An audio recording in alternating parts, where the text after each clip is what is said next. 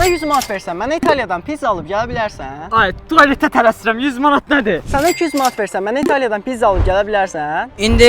Hə, elə bu dəqiqə. Qaç, tez. Yo, gələndə qaç. Miri gedirəm, Miri. Mənə qapı əmanət ediblər. Mən Romaya çatana qədər siz Mirinin kanalına abunə olun. Gəldim çatdım hal-hazırda Roma Fiumicino aeroportundayam.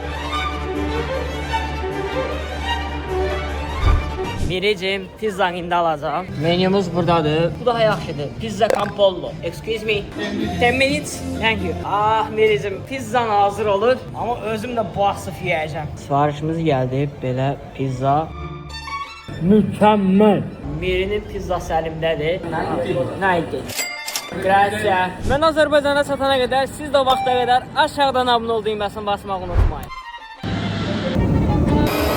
Miri, gəlirəm, Miri. Pulumu ver.